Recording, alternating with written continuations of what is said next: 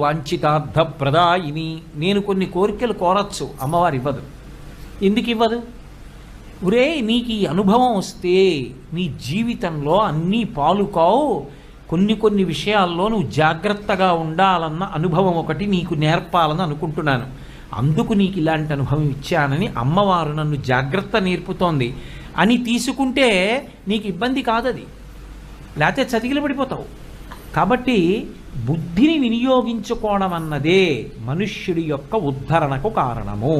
అంతేకాని అన్నిటికీ ఈశ్వరుడు కారణం అయ్యాడనుకోండి, అప్పుడు ఆయన పైశాచిక మనస్తత్వం ఉన్నవాడు అవుతాడు, చాలామంది పారవడానికి ఆయన కారణం అవుతాడు. ఆయన పక్షపాతం ఉన్నవాడు అవుతాడు, ఎవరో కొంతమందిని మాత్రమే ఉద్ధరించిన వాడు అవుతాడు.